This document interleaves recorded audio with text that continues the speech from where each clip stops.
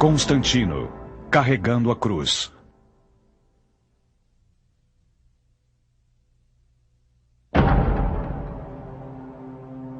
No terceiro século depois de Cristo, o Império Romano estava em crise. Sofria ataques externos e passava por divisões internas. Foi preciso um soldado para reunificar o Império. Ele o fez em nome de um único Deus e mudou o curso da história. Seu nome era Constantino.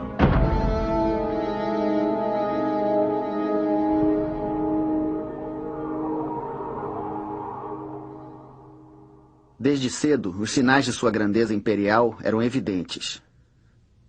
Eusébio.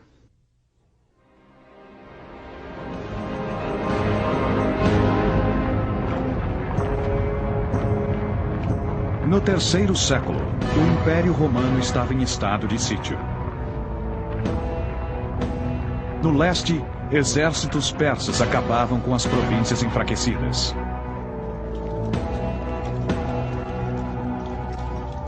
No oeste, os bárbaros estavam rompendo as fronteiras. Cidades eram saqueadas, a agricultura era desperdiçada e os romanos das províncias escravizados. No século III, o Império foi destruído por uma série de invasões bárbaras e persas. Esse era o Império dilacerado, um império que parecia que não ia se recuperar, que não recuperaria sua união. O futuro imperador Constantino nasceu em Nis, na atual Sérvia, no ano de 272 d.C.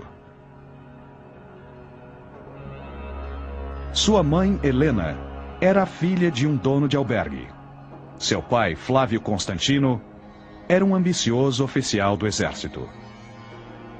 Flávio Constantino ficava ausente por longos períodos, lutando nas problemáticas fronteiras do Império. O jovem Constantino quase não o via. O mundo de Constantino era um mundo de conflito armado, onde o exército das fronteiras era importante e decidia quem se tornaria o imperador. Isso é completamente diferente do mundo de Adriano, onde havia uma sociedade, podemos dizer, mais civilizada e culta, onde a paz e a prosperidade passavam desapercebidas, o que não acontecia no terceiro século. Nós sabemos muito pouco sobre a infância de Constantino. Uma educação padrão, pagã e militar. Um filho cujo pai é um comandante que está sempre ausente, lutando nas fronteiras. Uma criança que é criada sem a presença do pai, mas com grande influência militar. Um garoto durão se preparando para a guerra.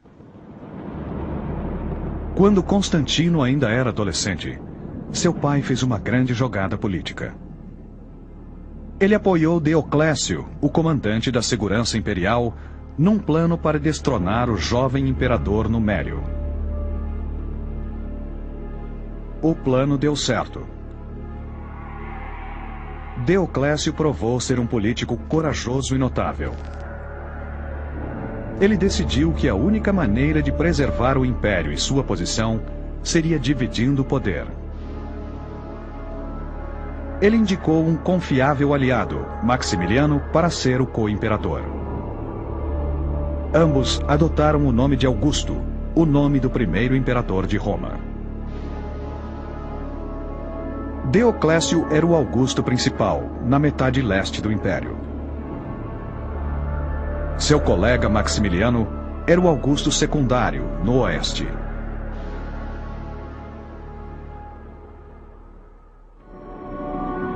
O pai de Constantino era um político oportunista.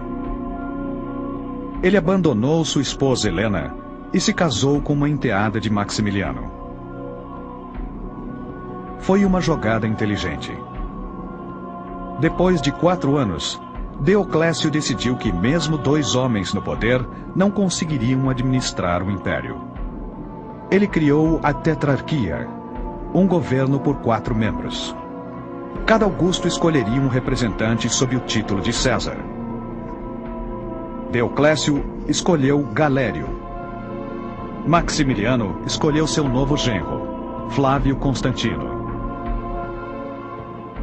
A realização de Dioclécio é, de certa forma, paradoxal.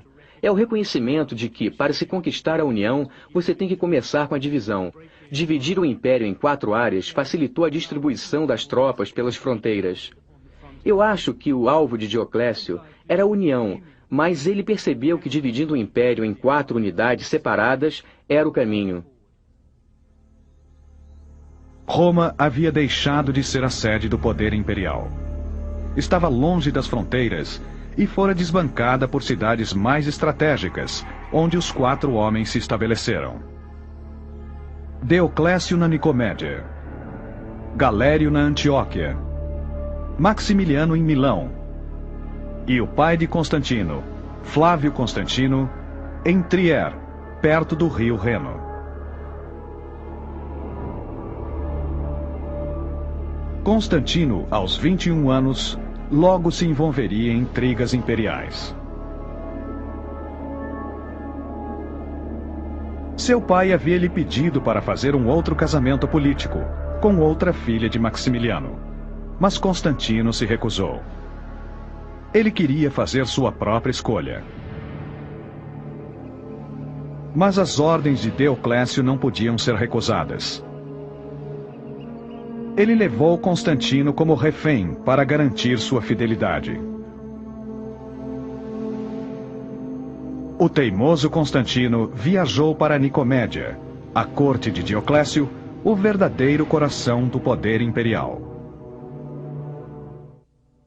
Ele tinha uma excessiva ambição pela glória. Eutrópio. Dioclécio estava confiante de que seu governo, com 4 representantes, estabilizaria o império. Ele então ordenou que suas legiões atacassem. Galério, seu representante, foi mandado em campanha contra os samaritanos, que moravam do outro lado do rio Danúbio. Constantino foi com ele e logo se sobressaiu na batalha. Quando Constantino, ainda jovem, estava servindo na cavalaria contra os samaritanos, ele agarrou pelos cabelos um furioso selvagem e o atirou aos pés do imperador Galério. O imperador o mandou para um pântano, onde ele seguiu cavalgando, chegando até o inimigo, matando vários e conquistando a vitória. Anônimo. Constantino, ao lado de Galério, marchou rumo ao leste, chegando ao Império Persa.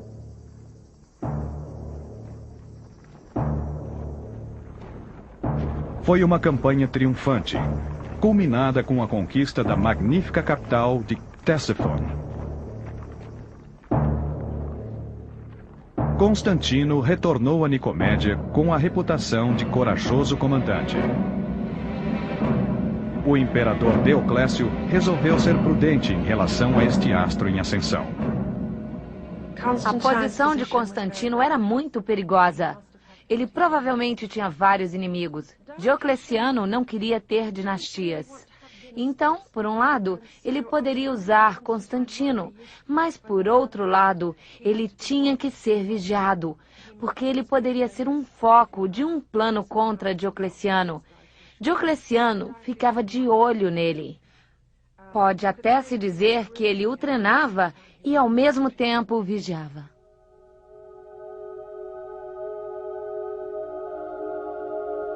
No grande palácio de Diocleciano, Constantino assistiu às preparações para uma nova campanha. O novo inimigo era uma seita religiosa, o cristianismo. É muito difícil saber que proporção da população nessa época era cristã. Existem opiniões diferentes, mas não era mais do que 10%, mais provavelmente uns 2%, pouca coisa. Mas aparentemente eles estavam concentrados em cidades, principalmente nas cidades do leste, onde se falava grego, e no círculo de alguns membros proeminentes do governo. Então talvez eles tenham tido impacto desproporcional. O cristianismo vinha crescendo regularmente desde sua fundação 3 séculos antes. A igreja era muito bem organizada por bispos e padres. Para alguns romanos, a filosofia cristã de uma gloriosa vida depois da morte e o perdão do pecado eram bastante atraentes. Mas muitos consideravam a devoção exacerbada dos cristãos e suas crenças em um só Deus extremamente ofensivas. O problema com os cristãos é que eles negavam a existência de qualquer outra divindade.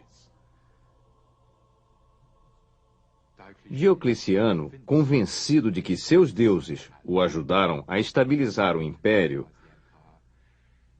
queria que todos os habitantes do império, todos, sem exceção, adorassem seus deuses. Existia um acordo. Você me adora, eu te ajudo. Os cristãos quebraram esse acordo. Dioclécio, encorajado por seu cruel representante Galério, ordenou a perseguição aos cristãos. Em 24 de fevereiro de 303 d.C., um édito de perseguição foi anunciado. Igrejas foram demolidas, bíblias queimadas, suspeitos cristãos foram presos. Os que se recusaram a se converter foram presos, torturados e executados.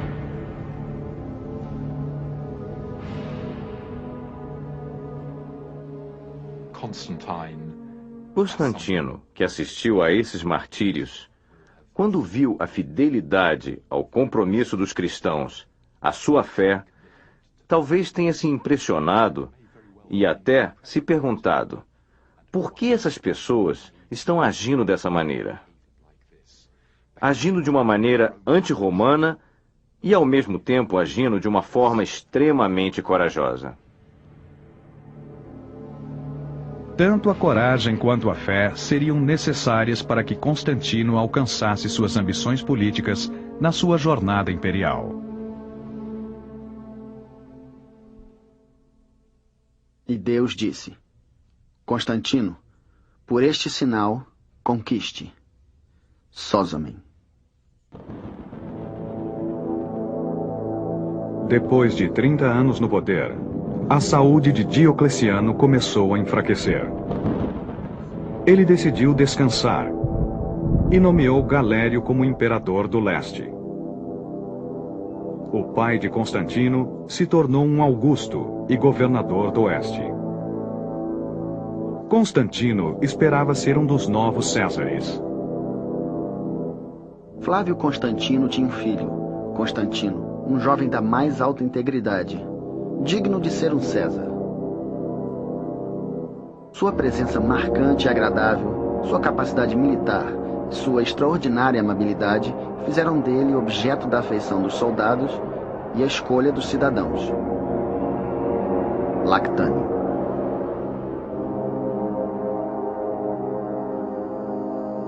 Galério não queria permitir uma dinastia rival no oeste. E Constantino não foi o escolhido.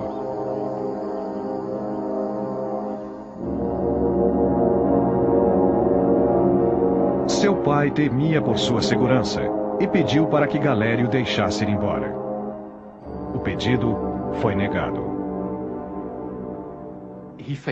Ele enfrentava uma crise. Seu pai era agora um Augusto, um dos imperadores principais, mas Constantino não tinha uma posição oficial. Sua vida estava em perigo. Enquanto Galério descansava após o jantar, Constantino partiu apressadamente e seguiu seu caminho, se livrando dos cavalos, dos postos públicos por onde passava.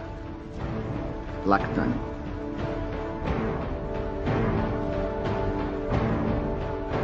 Constantino cavalgou centenas de quilômetros até a costa da Gália.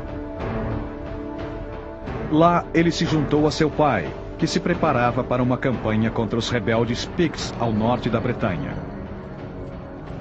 Juntos, eles atravessaram o canal e viajaram para reprimir a revolta. Mas sua união durou pouco.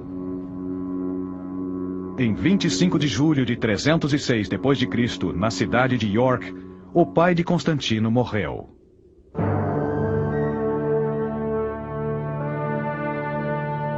Logo depois, as tropas declararam seu popular filho Constantino o novo imperador da Bretanha e da Gália. Sem o consentimento de Galério, Constantino aceitou a oferta da legião. Com seu filho Crispo e sua segunda esposa Fausta, ele retornou à capital de seu pai, Trier. Para um usurpador, o futuro era incerto. A posição de Constantino era delicada. Ele fora aclamado somente pelas tropas da Bretanha e, afinal de contas, ainda tinha todo o resto do império. O que ele precisava era de legitimidade. Constantino, aos 34 anos, agiu rapidamente para estabelecer a autoridade. Ele imediatamente declarou-se contra a perseguição aos cristãos. Mandou soltar todos os prisioneiros. Com isso, assegurou o apoio de uma importante minoria. Eu vejo um processo gradual de mudança religiosa. Constantino descobrindo mais sobre o cristianismo, pensando no que os cristãos poderiam fazer por ele, e lembrando da capacidade de resistência, da coragem mostrada por cada cristão que foi martirizado. Aí estava uma religião que talvez funcionasse para ele.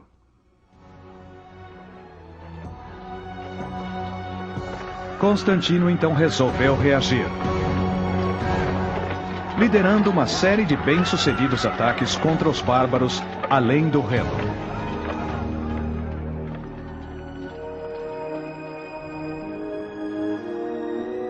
Alguns prisioneiros foram trazidos de volta para Trier e usados para divertir o povo nas arenas da cidade. Constantino, que estava governando a Gália com sucesso, expulsou os francos e alemães num grande massacre, capturando seus reis, que foram, num magnífico espetáculo, entregues às bestas selvagens. Eutrópio.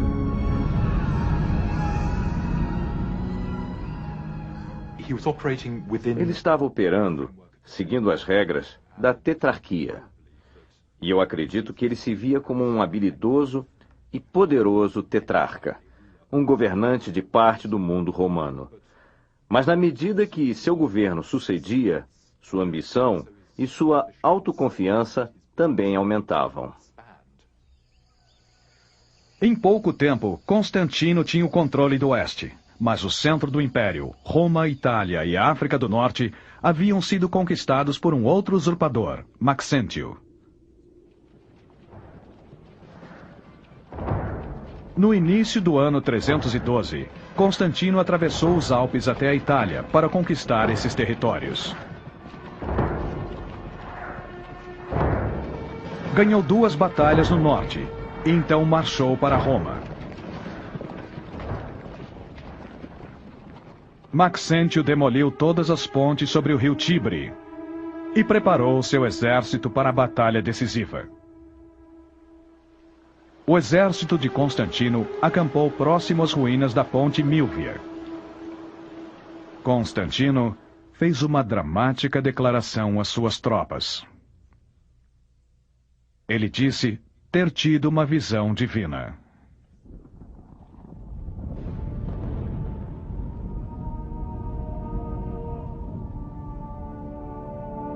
Ele viu um facho de luz em forma de cruz, onde estava inscrita a vitória. A aparição deste sinal o deixou impressionado. A mente do imperador foi fortalecida por essa aparição divina e milagrosa. Sócrates Escolásticos. Para a minoria cristã do seu exército, a declaração de Constantino foi um momento de inspiração. Os restantes acreditavam que o Deus do imperador traria vitória.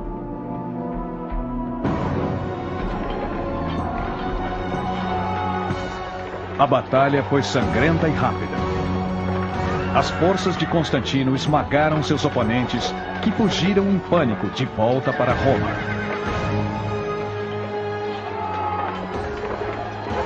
Centenas, incluindo Maxêntio, se afogaram no rio Tibre.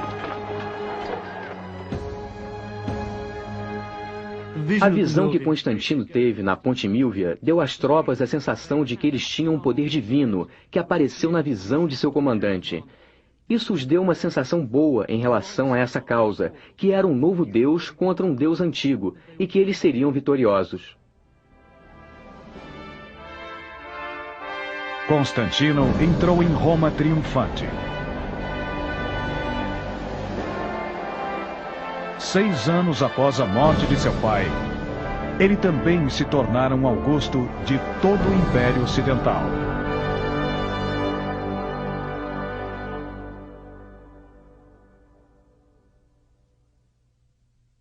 A unidade do Império Romano fora dignificada com um único poder supremo: Eusébio. No leste, o imperador Galério morreu. Foi sucedido por um competente general chamado Lucínio, com quem Constantino imediatamente fez um pacto. Deu a ele a mão de sua irmã Constantina em casamento.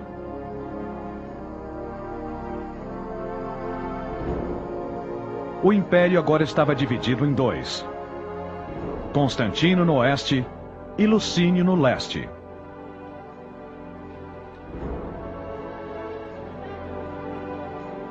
Constantino começou a promover sua popularidade com o povo romano. Construiu muitos prédios e realizou projetos extravagantes. Completou a obra de uma vasta basílica. Restaurou o Circo Máximo e construiu o maior arco do triunfo em Roma. Constantino fez tudo certo quando ele tomou Roma de Maxêntio. Ele triunfou. Ele convidava as pessoas para jantares. Ele construiu monumentos. Ele fez exatamente tudo que os senadores esperavam que um imperador fizesse. Ele mostrou ter respeito pela capital antiga do império. Como ainda era o chefe de uma crença pagã, Constantino assumiu um novo papel monumental. Ele se tornou o chefe da Igreja Cristã. Constantino descobriu rapidamente que ele ia ter um relacionamento muito próximo com a hierarquia cristã. Esperava-se dele uma posição em relação à disciplina cristã e também à doutrina cristã. Ele é o árbitro da Igreja Cristã, assim como o responsável pelo mundo romano secular. Ele assumiu uma tremenda responsabilidade religiosa, coisa que nenhum outro imperador havia feito. Mas Constantino não queria ser atacado por disputas teológicas. Estava determinado a unir todo o Império Romano. Com políticos romanos antigos, ou você progride ou você morre. O preço do fracasso é sempre a morte. Se você decide jogar o jogo, tudo pode acontecer. Constantino quebrou seu pacto com Lucínio e marchou em direção aos Balcãs. Cada vez mais poderoso. Aos poucos, ele assume o controle das províncias balcânicas e, com o seu papel de defensor da Igreja Cristã, ele adquire mais interesses no leste. E as pessoas no leste estão querendo a sua proteção. Eles têm esperanças de que ele venha. Querem a sua presença. Por volta de 324 d.C., Constantino mais uma vez declarou guerra contra Licínio. Houve uma imensa batalha em Adrianópolis. Constantino, com 52 anos, foi ferido na coxa, mas mesmo assim liderou seus homens à vitória.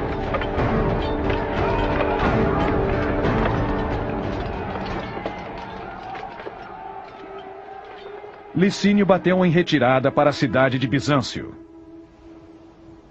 Aí, Constantino e seu filho, Crispo, derrotaram o inimigo.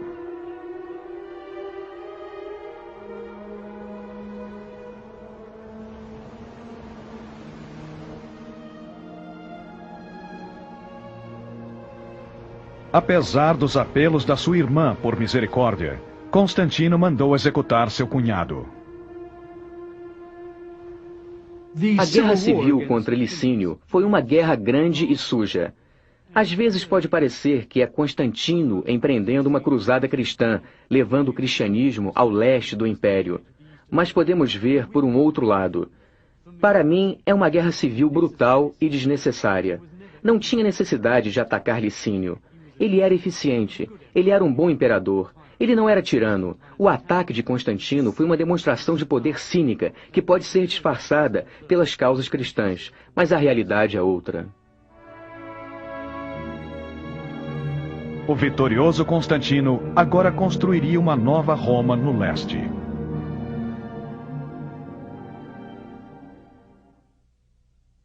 Onde César estiver, lá estará Roma. Herodes. Constantino decidiu marcar sua vitória expandindo a antiga cidade de Bizâncio, situada onde a Europa encontra a Ásia. Essa seria a cidade de Constantino, Constantinopla. Constantino construiu uma capital nova no leste porque ele precisava.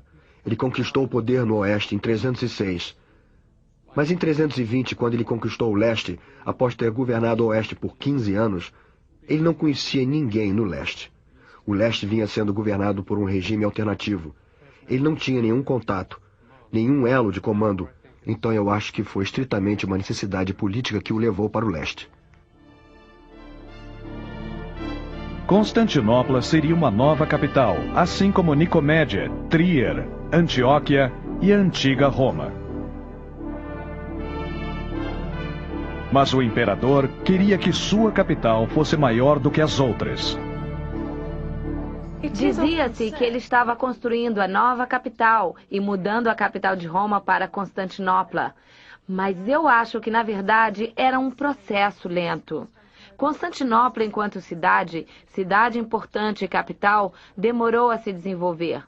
Podemos até dizer que ele estava construindo a cidade que seria a sede do poder. Tinha um centro cerimonial, ele construiu um palácio, tinha o Senado. Ele deu à cidade um senado, tinha um cerimonial e uma enorme estátua de Constantino. Arquitetos e artistas foram recrutados de todas as províncias. As preciosas artes do mundo clássico foram roubadas. Ele ofereceu grandes incentivos para a nobreza de Roma viajar para o leste e formar uma nova aristocracia. Mas eles se recusaram. A população da cidade lentamente chegou a 50 mil. A de Roma continuava perto de 1 milhão. Mas o centro do poder estava mudando inexoravelmente para o leste.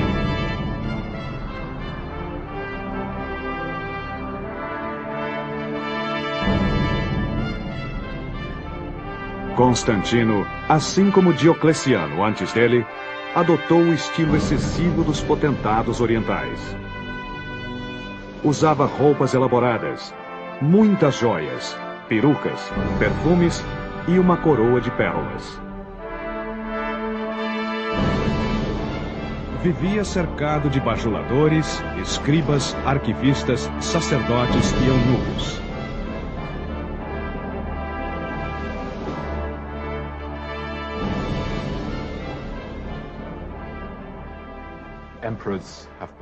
Imperadores foram elevados acima de suas funções.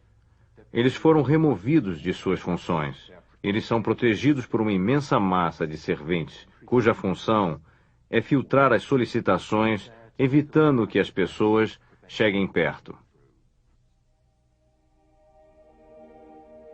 Em 325 d.C., Constantino convocou mais de 300 bispos para um conselho na cidade de Niceia.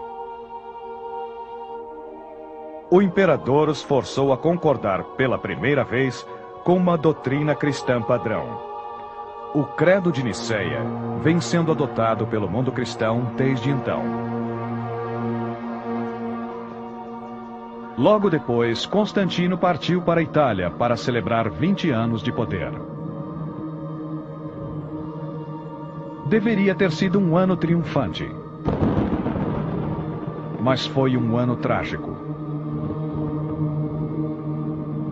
Espalhando choque e repulsa, ele repentinamente se voltou contra sua própria família, ordenando a prisão e execução de seu filho mais velho, Crispo. O escândalo foi mantido em segredo, mas Constantino talvez temesse as ambições de seu filho. Ciúmes familiares, ciúmes matrimoniais, estão em jogo aqui. E Constantino, um cruel indivíduo, disse que, se um membro de sua família desafia seu poder, elimina-se essa pessoa. Também caíram suspeitas sobre sua esposa Fausta. Por ordens de Constantino, ela foi sufocada numa sauna.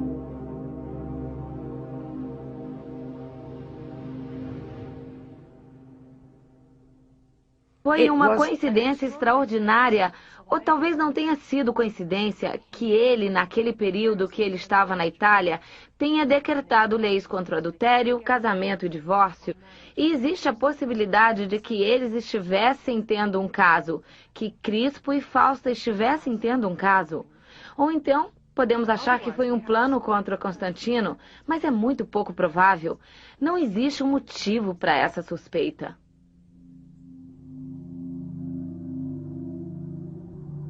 Tamanha crueldade não era incomum. Apenas 3 dos 36 imperadores anteriores morreram enquanto dormiam. A primeira defesa de Constantino era sempre espada.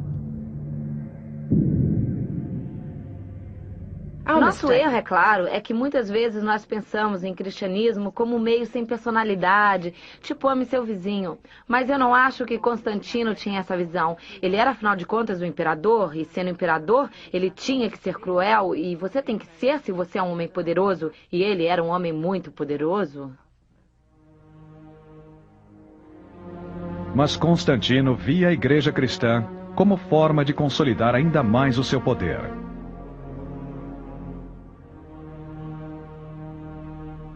Constantino sabia que para um único Estado e um único imperador serem legítimos diante dos olhos do povo, que para o imperador ser visto como tendo a proteção dos céus, a religião cristã teria que conquistar o coração do império. Assim como muitos outros militares, Constantino associava o deus cristão com o deus pagão Sol. Ele fez de domingo o dia do sol, um feriado público. Mas na corte, ele se comportava com fidelidade cristã. Estou totalmente convencido de que eu devo minha vida, minha respiração, meu ser, ao Deus Supremo. Constantino. O motivo pelo qual eu acho que ele era um cristão devoto é porque dá para sentir. Você percebe pelas cartas e documentos que ele nos deixou. E nós sabemos pelo seu biógrafo que ele pregava na corte às sextas-feiras. Ele juntava os súditos e eles achavam isso extraordinário. Ele os reunia, orava e então os repreendia. Vocês têm que melhorar, era o que ele basicamente dizia. Vocês têm que tomar jeito, senão vão todos para o inferno. Vão queimar no fogo eterno.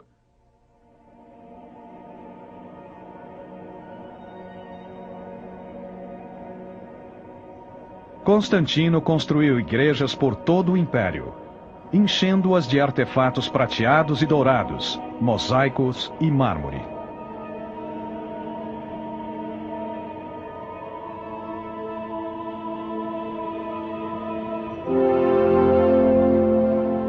Ele fez de sua idosa mãe Helena uma líder da fé cristã e a enviou em romaria pelas cidades santas.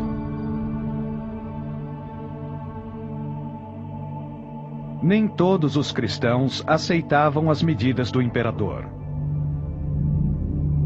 Os cristãos mais antigos o criticavam por enriquecer a igreja com bens e poder e empobrecê-la em virtudes. Mas o apoio de Constantino levou a um enorme aumento de adesão. Não precisou muito para convencer os ambiciosos. Faça de mim bispo de Roma e eu me tornarei cristão amanhã. A grande maioria de seus súditos não era cristã, e ele não podia obrigá-los a se tornarem cristãos. Ele podia tentar encorajá-los, mostrando os benefícios de ser cristão em termos de promoções, em termos de recompensas, mas ele não podia forçá-los. Então ele tinha que agir equilibradamente. Pagãos não eram perseguidos, mas os templos pagãos perdiam sua propriedade. Os cristãos eram recompensados. As comunidades cristãs recebiam privilégios urbanos. Os indivíduos cristãos ganhavam posições proeminentes na hierarquia imperial. Mas a busca do equilíbrio continuava. O cristianismo correspondeu às expectativas do imperador. Era uma força fundamental para a unificação. Constantino sabia muito bem como dispor do cristianismo. Lhe deu uma ideologia política que ajudou a unificar o império. Por trás da igreja, por trás das instituições eclesiásticas, Constantino desenvolveu uma ideologia que o colocou perto de Deus, que fez dele amigo de Cristo. Então, o cristianismo foi a grande descoberta de Constantino para mostrar o seu poder ao Império Romano.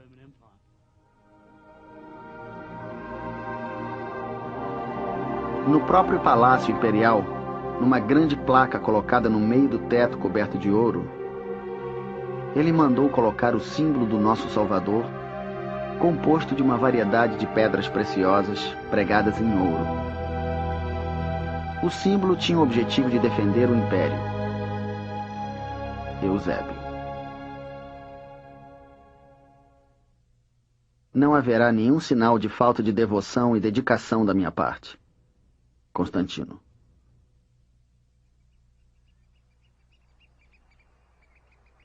Constantino conquistou estabilidade política dentro do Império. Mas as ameaças externas continuavam. Nas fronteiras do Reno e do Danúbio, o poder dos povos bárbaros aumentava. Viver em uma vizinhança ampla e violenta como o Império Romano faz com que as pessoas se organizem em grupos grandes, tanto para se defenderem como para interceptarem os bens do Império Romano. Então o Império Romano do século IV encarava uma oposição maior e mais organizada através das fronteiras do Reno e do Danúbio. Aos 58 anos, Constantino mais uma vez liderou seu exército ao outro lado do Danúbio. Ele perseguiu os godos e os samaritanos por suas terras e lhes impôs uma humilhante paz.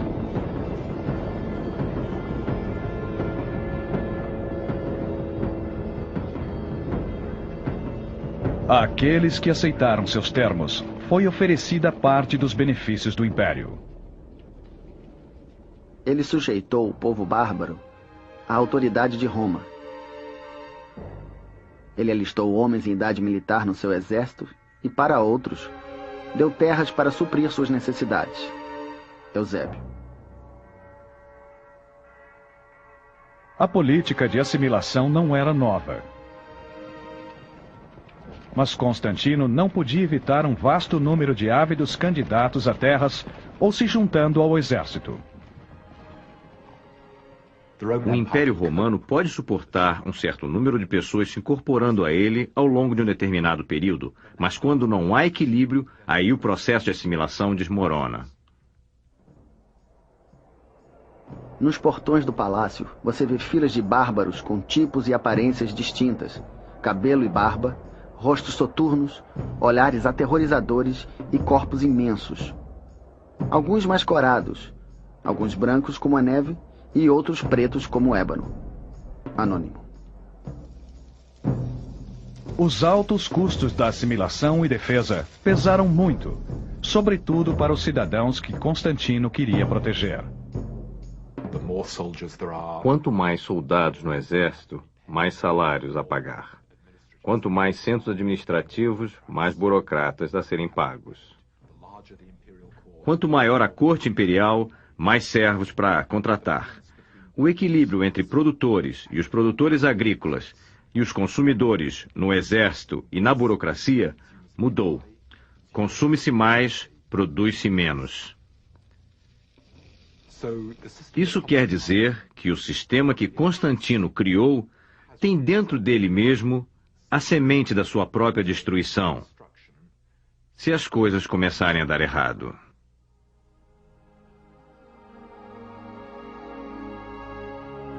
Na primavera de 337 d.C., Constantino viu as ameaças dos bárbaros contidas e um império forte e unificado à sua frente. Mas Constantino, aos 65 anos, estava doente. Na Nicomédia, ele decidiu que sua hora havia chegado e pediu aos bispos que o batizassem. Agora, eu também terei a bênção da marca da imortalidade. Constantino.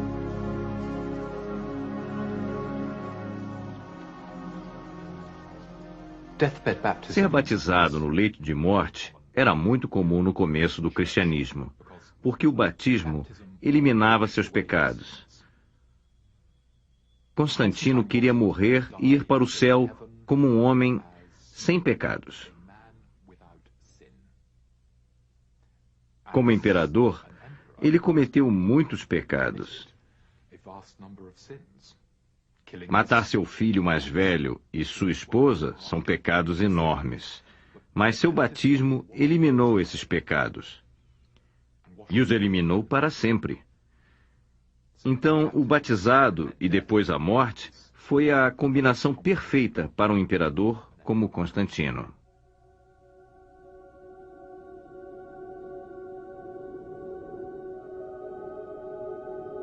Ao final das cerimônias, ele se vestiu com um manto imperial radiante, tão brilhante quanto a luz. Reclinou-se num sofá totalmente branco e nunca mais aceitou vestir roxo. Eusébio. Algumas semanas depois, Constantino morreu. Foi posto num sarcófago, ao lado dos outros 12 apóstolos representantes de Cristo.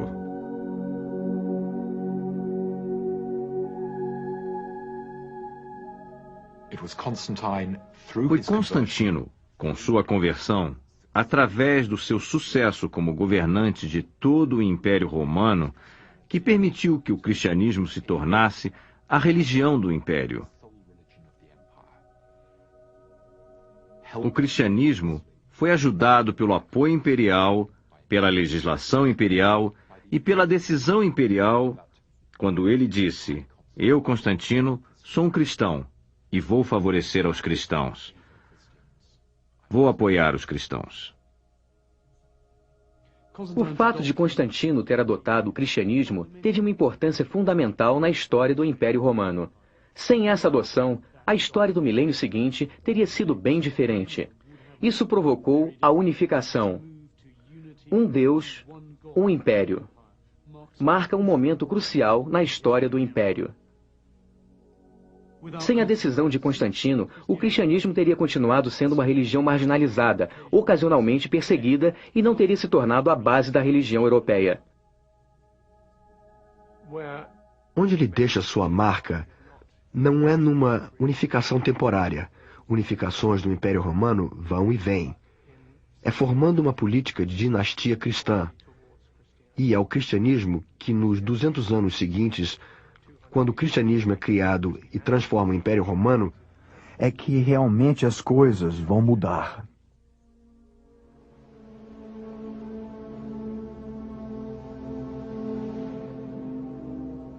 Constantino deixou sua marca na história. Mas seu sucesso em garantir o império era incerto. Durante os 70 anos seguintes, Roma foi saqueada pelos godos.